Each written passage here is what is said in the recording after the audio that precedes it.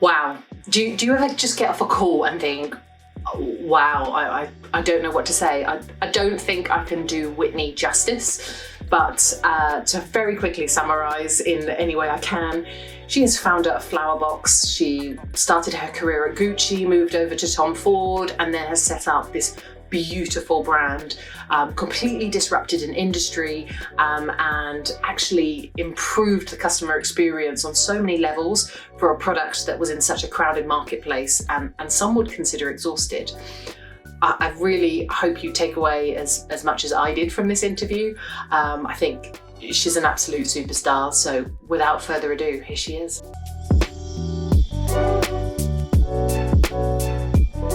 Whitney, thank you ever so much for joining us today. I really, really appreciate it. I thought the best place to start was, the beginning of your career. You've had an amazing introduction into the fashion world, being, assistant to Tom Ford at Gucci. What was the most important thing you learned from that role? I was so lucky. Honestly, I landed a dream job straight out of school. I started as Tom's PA and ended up as senior vice president of communications at Tom Ford.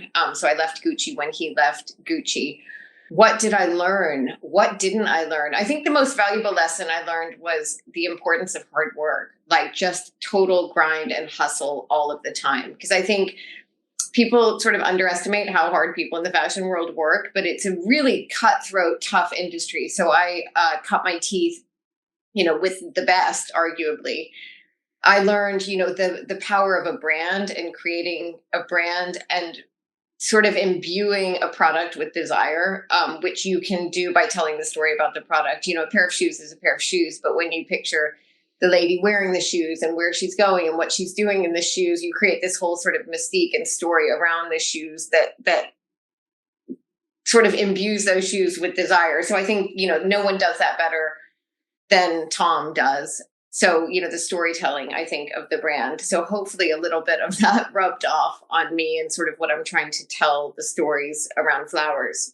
And I think also just saying no. I think part of creating a really strong brand is all the things you say no to, even more than it is the things you say yes to. And my job working for Tom was pretty much the gatekeeper of him and the brand and just saying no. Basically, my whole job was saying no until the right fit, the right feeling, the right, story came along. And then it was yes. But I think it's also the discipline of saying no. We all love a gatekeeper, getting past them is the biggest challenge. And it's the most satisfying thing when you eventually do. So it's interesting that the story, I imagine the story was important to you even then. It's the story others weave to you in order to get the right connection for the brand. Exactly. And just making sure it stays consistent and coherent and, the discipline of just staying on track. When a lot of things, become tempting or you're like, oh, well, that could make a lot of noise, but is it the right kind of noise? So I think just staying really true to the brand. There you are in 2015, you're senior VP for Tom Ford.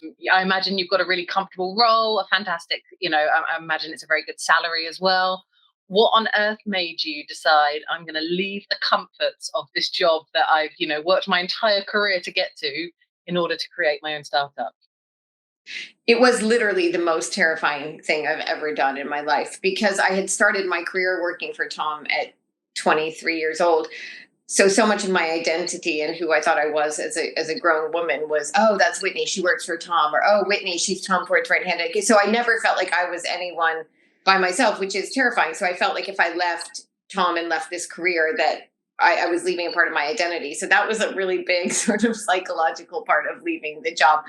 But I think I had one of those now or never moments. I was turning 40. I was pregnant with my third child. I realized I had this idea of creating an online flower delivery service. It was a solution to something in my life that did not exist. And I think the best companies are always like, how come no one's done that before? And you're like, oh, yeah.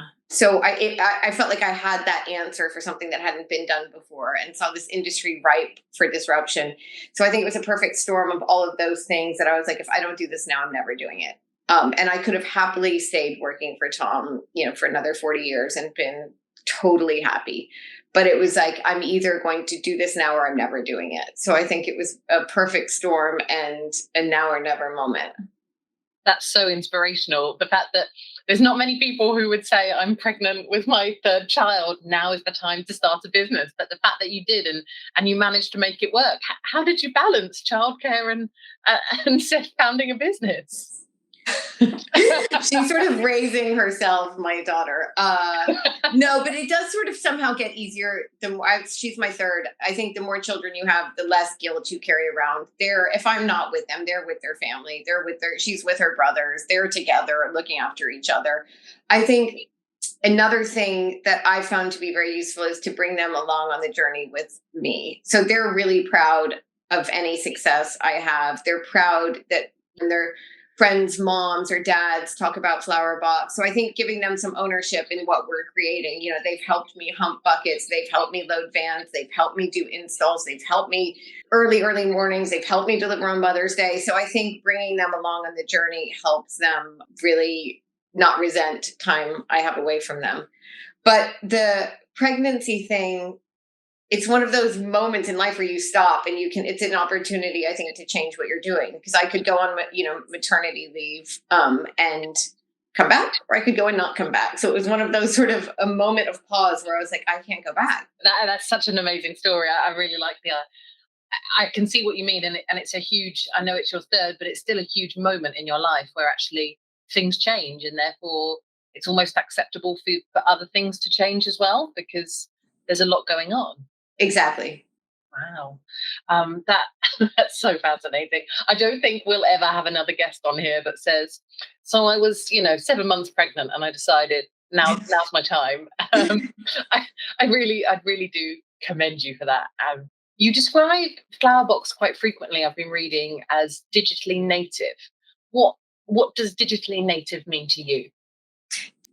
Being on an ecom platform is fundamental to the brand and what we're trying to achieve. So there are many florists around the world, but the fact that we were digital before we were even flowers, and our sort of technology and our platform is more important to me than selling flowers. We could be selling anything through it, but the fact that there's a smooth user experience that I wanted it to be when I started Flowerbx, to be like Net-a-Porter or Ocado or any of the brands that I use all the time, where basically you can order at a red light. That slickness was something that I found was so missing in the floral industry. I was always spelling out my name, to a florist. I was always misspelled when they, or you'd have to give some embarrassing message to a florist and then, be written in their chicken scratch writing. The whole thing I wanted to be slick from the beginning. So ecom is at the heart of what we do, and technology is at the heart of what we do. And whether it's flowers or whatever we're selling, it's more that we're selling this smooth digital experience. So you're selling a smooth digital experience. Is that part of your USP, or what would you define as your champion statement? Extraordinary flowers delivered is our champion statement. But I think that notion of delivery, that doesn't sort of convey the tech-enabled. We're an online flower delivery service that delivers extraordinary quality, extraordinary beauty in a seamless digital way. Does that... Yeah, no, I think that's perfect. I think it's very interesting because, as you say, all of these things, anyone who develops an e-commerce business, 99% of them, about 99.9% of them, are never developing anything new, as in it's a product that is already available online, but it's what is their differentiating point. And I've read your articles where you've talked about how your single stem is one of the unique things about you. You are selling one flower, unlike my flowers here, which is a collection of God knows what. They look great. But not quite as good as yours. Thank you very much, Whitney, behind you. But yeah, it's the single stem is part of your USP, but actually that's fascinating that you saw how awkward and clunky the existing journey is. And so actually other entrepreneurs or founders, if they're passionate about an industry and they see that the customer journey isn't there, they could create a business out of that. There is space in the market for someone who has the correct digital customer experience. Yeah, and also using data. The data is a huge part of what we do, which I don't think florists historically have been big on data. We also have, from the onset, been a zero waste business model. So, and that's technology enables us to not waste. Basically, you order flowers today, we have them cut on your behalf at the growers. They arrive tomorrow morning at our warehouse in London, 4:00 in the morning.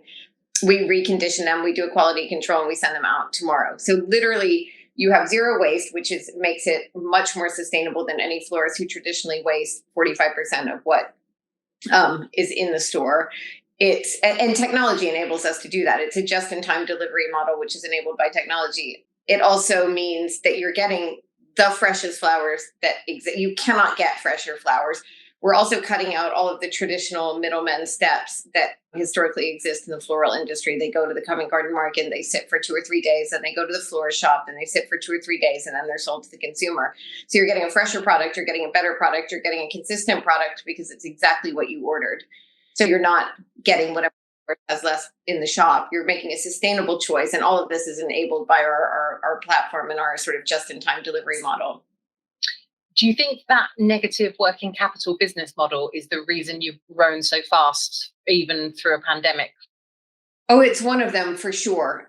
It also means that, it's nail biting because, it's a just-in-time model for a perishable product, which is not easy. If it were easy, one would have done it before. So I think that's what makes us compelling and disruptive as a business model. And I do believe it's the future of flowers. What helped us grow during the pandemic, I think, was people shifting to online who traditionally, wouldn't buy flowers online because it was something you go to a flower shop and buy. It was also this, environment where people were spending so much time indoors and needed to cheer themselves up, and few of life's pleasures were actually available. So buying fresh flowers, like buying beautiful produce, or food, is one of the few things you could do that actually made you happy. But then what we found, and also digging deep into the data, is that those new customers, that sort of COVID cohort, they come back, and they've kept coming back. Because I think we've just been like, look how easy this is. You can improve the quality of your life. You can purify your air. You can make your whole home feel so much happier. And then they're like, oh, I like that. That's something I'm going to keep. So I think that's hopefully continues. I'm sure it will. And as you say, Google and all the digital tech providers have provided the data on exactly that consumers who switched online during the pandemic, the majority of them are staying online. And actually, they've not returned to the normal practice of going into bricks and mortar stores. They have been converted. And hopefully that's where your customer experience of your website played its huge role of, this is so easy, this is so slick, actually can save me walking down to the train station to pick up a bunch. Did you expand internationally during the pandemic, or did you focus in your existing markets? No, I saw a real opportunity, especially in the US when the country was closed, that we expanded. We were already in Manhattan, but we expanded across the East Coast of the US during, right in the heart of COVID, April of 2020. And then we launched the West Coast later on last year, just because the opportunity was there. So it was definitely not without its challenges, like finding a warehouse on Zoom, hiring a team on Zoom, training on Zoom, but it was the right decision because I think that was where the opportunity was, and we had to just go for it. Does anyone ever talk to you, Whitney, and say, I think you're crazy for trying to do this? I mean, between not only founding this business when you're 7 months pregnant, but also then now we're expanding in the middle of a pandemic. Does anyone ever say, are you sure? Well, I sort of thought I was crazy, but I've got the most amazing team, to be honest, and my COO, who's based in New York. He's very sensible. He's very logical. He's very practical, but he also trusts me too. So I sort of said to him, we've got to do this. And he's like, okay, I'm going to make this happen, because he's on the ground and he's super operational. So I think having a team that, even if you have a harebrained, really far out idea, that believes in you and believes in it, is key. Am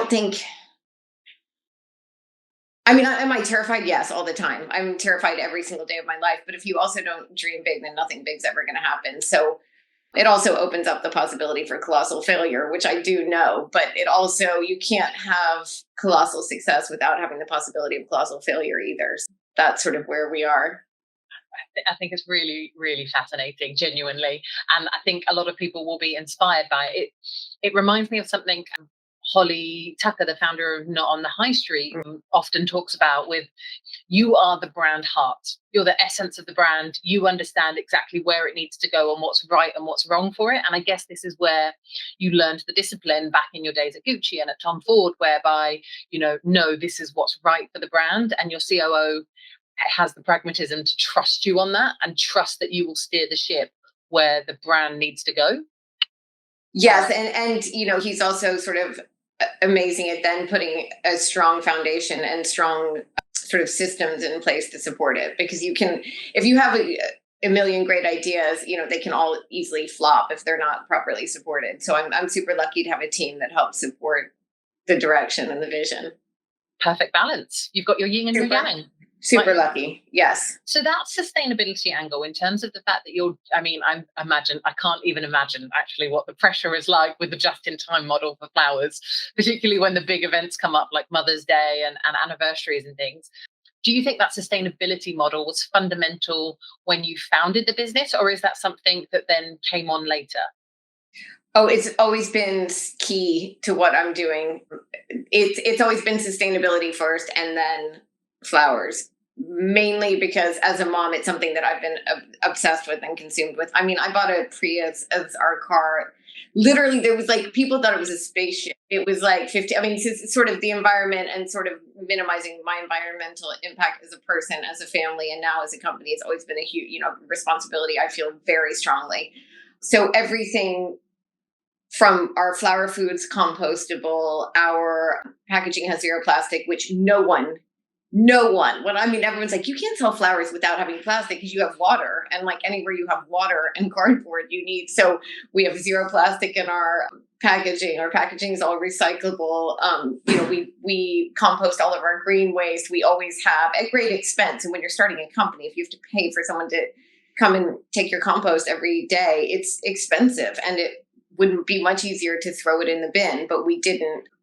We compost all of our event flowers. So all of this has been key to what we've done from the onset, and not just in the past year where all of a sudden everyone's talking about it. It's been sort of core to what we do and how we operate as a company.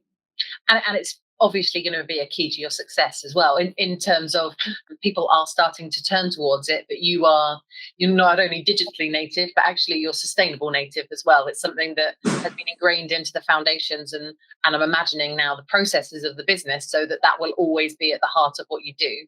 Yeah, we have all electric vans, all of these things that we've done for ages. I think what we need to do now is properly weave that into the narrative of the brand, because I know all the things we do, but we don't sort of let our consumers know enough. So that's a big priority for us in the next sort of 6 months. I think that copy will be really important and interesting to see what consumers do as a shift, because the majority of flower companies out there don't do that. And so actually, how much pull does that have, and does it make the consumer switch? I'm imagining it will actually, as you say, the sustainability movement is growing and growing and growing. And I was reading about the partnerships that you have, because you obviously have two sides to the business. You have the consumer focusing side, but you also have the brands and events side that you work with, which I guess is more B2B. What's your favorite creation or event that you've done so far? Oh, I have so many sort of favorite moments. I think the one that was really big installation that we did was the facade of Annabelle's in London. That sort of went, the second we installed it, we worked literally around the clock that night, because we only got an okay for the project like on the Friday, and we had to install on Saturday night, or no, on the Thursday maybe. So it was again, nail biting. But the moment it went up, I was like, wow, this is amazing. And it just went viral, because, I mean, what's more beautiful than Berkeley Square covered in flowers? It was totally amazing. So that was a great moment. I think another really exciting moment was Valentine's Day last year. Was it last year? I don't know anymore. But Tiffany did this huge co-branded flower shop in their flagship on Madison Avenue. They did co-branded ribbon, co-branded vans driving around New York City. They hosted a breakfast for Flowerbx and me at Tiffany's. They've never co-branded with anyone in the history of Tiffany. So the fact that this sort of amazing American heritage brand felt that we had built a brand that was strong enough to sit sort of alongside, humbly, might I add, Tiffany, was just like a real pinch me moment. And that they really invested so heavily in creating this Flowerbx shop for their customers was really, I think, a testament to the brand and the strength of the brand that we've created. Wow, that unbelievable. I can imagine you just standing there thinking, this is, and your kids must be so proud, when they see things like that pull off, I'm sure they understand why mummy's working late evenings and trying to make the vision happen. Do your contacts and your network from your past life, does it help you when forming those brand partnerships? Or do you believe actually now that Flowerbx has its own identity, it's quite different? 100%, all the relationships and the sort of being just friends in the fashion industry that completely helped launch the brand. What I find really exciting is in New York and in LA, I'm obviously not there and I'm not pounding the pavements the way I did, and definitely pounding the pavements, but not going to every single event, to every single, sort of meeting everyone I can possibly meet in Manhattan on the ground. I'm so excited that the brand is just growing and the B2B is growing really organically because of the strength of the projects that we've done up till now. So I do think a lot of it was because of me, but I think now we're sort of becoming bigger than me, which is the whole point. Is that now your role as founder? Is your role now to find other brands and grow the awareness of Flowerbx, or how do you see your position? I'm everything from like social media manager to like on every shoot to, it's still very sort of bootstrappy. Mm-hmm. I think we seem bigger than we are operationally. So I'm still, if we're short a driver delivering flowers sometimes.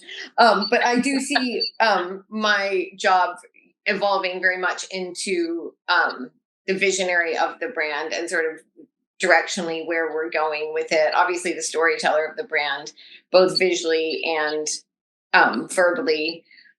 Growth is very much in my domain as far as my responsibility. So how we grow, how much we grow, we have super aggressive targets. We have outside funding, so we have to hit those targets. So that's very much under my remit.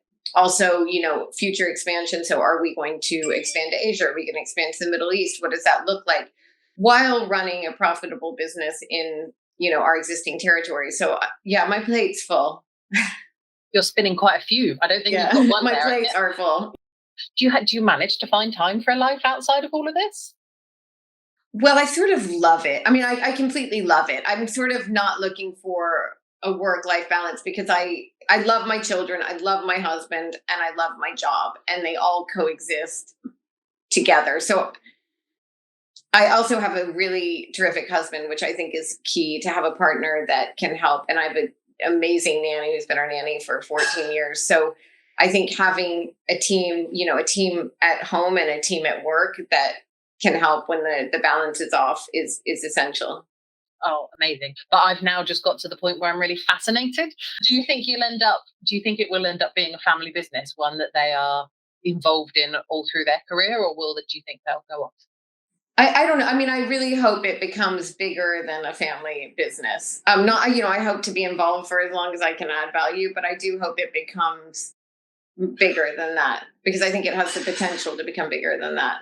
One of the other comments that I saw you mention is that you read Shoe Dog by Phil Knight and it changed your life. So please enlighten us. Can you summarize how it changed your life? Oh, it was such an inspiring story. And there's, arguably few bigger, better brands than Nike. There's Apple, there's Nike, there's, it's one of the most iconic brands in the world. I think what really resonated with me was like the struggle. And I like draw on that so often. I also just read That Will Never Work, which was the story of Netflix and how it was just like so ill-fated. Because there's so many days as a founder where people are like, just picking you apart. We also just are closing our Series A fundraising round. So it's just like endless people telling you, picking apart your business, telling you what's wrong with your business, telling you why it won't work, telling you why the margins aren't good enough, telling you how like all the challenges. So I think that constant sort of, it allows me to really persevere and push ahead, is knowing that even these great sort of brands have struggled and like the challenges they face. So it does remind me that even if I'm at rock bottom, like, there's hope on the other side. Yeah. And they've all gone through it. Absolutely. I think it's something that unites entrepreneurs, is the challenge and probably the depth of their lows as much as the high of the highs. Exactly. And like all the times where it's just almost like was about to fall apart. I think that I do draw on that quite often. Yeah. Resilience has to be one of the most important characteristics of any founder, surely. The ability to keep going when the whole world is telling you no. Yes. As I say, Holly Tucker's podcast last week was really interesting because she said every meeting with venture capitalists she went into, they said, this is a cute little crafts business, but actually it's never going to work. And it's not on the high street. Oh, I can't wait to listen to that. I had that too. I had cute and compelling, but didn't have a sound business. And I was like, oh, I'll show you cute and compelling. Watch this. Damn right. That's such a quote right there. I'll show you. Fascinating. Really, it's been such a interesting conversation, actually. And I hate to use the word interesting because I think it's so bland, but clearly the brand you have created, and I guess all of that branding experience being in those big brands from early on in your career really did help you understand how to create one in a luxury market to stand the tests of investors knocking you down, stand the tests of, other people or other stakeholders in the business saying, no, this isn't quite right. You've stayed pure, and actually Flowerbx is a huge success. Well, I had not yet, but I hope so. It's on its way. Any business that grows 700% year on year, okay, you're not at the height of your success yet, but that's a successful business. Yeah, we're still loss making in the US. So I don't know. I feel like it won't be successful until we're growing and hitting profit consistently. And there's sort of a number of milestones until we're a household name. I won't. That's hilarious. Every single founder I've interviewed, none of them are happy. Like all of them are like, we're not there yet. We're not there yet. And I don't think they'll ever be there. I don't either. And I feel like, I know, that to me, we're not even close to where I see us going, but I do think it's important to celebrate small successes, which I do, but I'm just getting started. What do you think? This is a lot of businesses go through Series A funding and really struggle or find it challenging. What's the one thing you wish you'd known? Oh, there's so many things I wish I'd known. I don't know, because it's all very much the journey is part of, I sort of feel like I needed to go through everything I've gone through to get to be where I am. I know that's sort of a cop-out answer, but it's true. So what do I wish I'd known? I think to fail faster, to really not try to bang my head against the wall and make things work that aren't working, to stop conversations earlier, especially in fundraising that didn't feel right. And I sort of knew in my gut they weren't right, but I sort of, it was money and a lot of money and I wanted it to happen.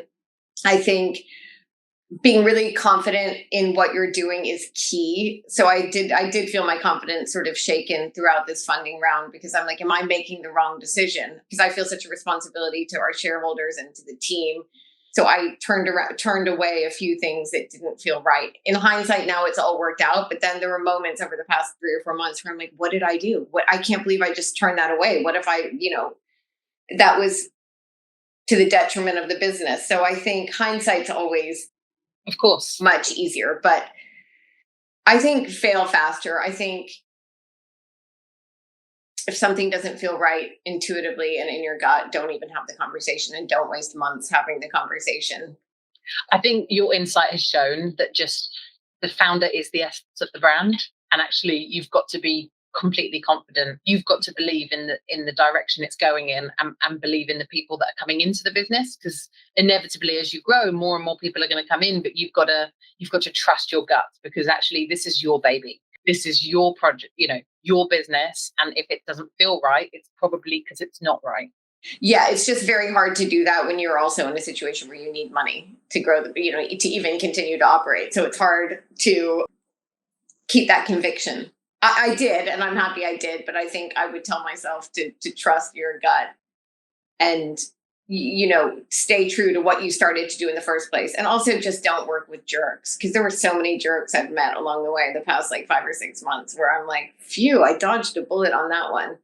Yeah. So I think, Mark Seba, who was our chairman before he sadly, devastatingly passed away, but he's like, your cap table is your club. Don't let anyone invest in Flowerbx that's not someone who you want in your club, that you want, that's on your side, that has your back. And there's real temptation to take money from anyone. But I think that's some really sound advice that he gave me. And I've definitely applied during this recent fundraising round.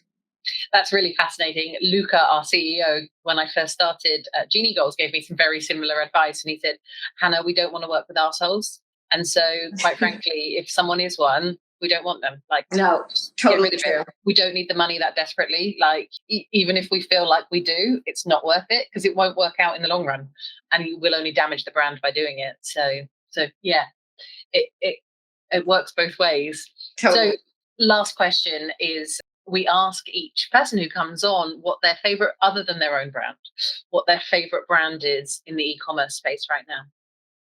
It's impossible, I think, to pick a favorite brand in the e-commerce space. I love Natura. I think what they do is really smart. It's really responsible. It's also quality led, which I think is something that's sacrificed a lot in the day of Amazon, where it's all about efficiency, but not about quality. So I think for me, I really look to them as they inspire. They also are obsessed with quality, obsessed with sustainability, and obsessed with living your best possible life. So is it my favorite e-com brand in the world? I don't know if I would say that, but it's definitely one I draw inspiration on for Flowerbx. And it's also acknowledgement you can be very big and all of those things at the same time. So it's hard to become something if you can't see other examples.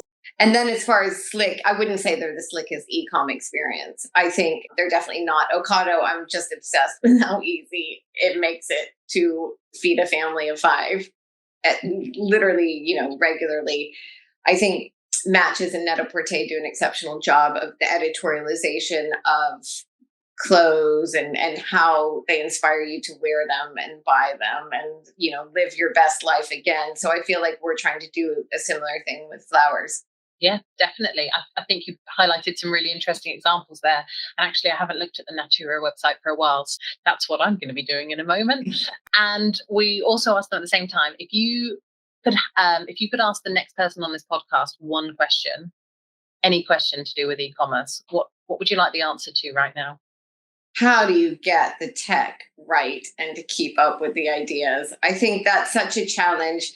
Is it in-house? Is it out-house? Everyone who has it in-house is like, I'm so jealous for you that you have, and you work with an agency. Everyone who works with an agency is like, oh my God, to bring it in-house. And no one of any sort of tech company that I know is ever like, wow, we're really nailing this. I feel like it's always a pain point. So how do you get tech right? There's my question. That's a very good question. And keep it moving. How do you help it sort of keep pace with the business and the growth? And keep it evolving. Absolutely. Because sometimes a business can only take you so far. And then you've got to find another one and another one. And exactly. In-house, can only take you so far sometimes. So keeping up with not just your ideas, Whitney, but also the brand itself, I imagine, keeps your COO very, very busy. And the growth, adding on different territories, adding on different products. We're constantly growing. So it's never finished. Honestly, thank you ever so much for coming on today. It's been really, really interesting to hear, so many entrepreneurs come on and talk about their journey, but actually they don't necessarily mention how they managed to take the jump truly. Because let's be honest, most entrepreneurs have a comfortable salary and a certain life before they take the leap. It's bold. It's a bold job taking that leap. So amazing that you've done it. And I know you're not where you want to be yet, but Flowerbx is certainly going in the right direction. Oh, that's so kind. That is just the Monday, Tuesday motivation I needed. So thank you so much. And thanks so much for having me and taking the time to chat.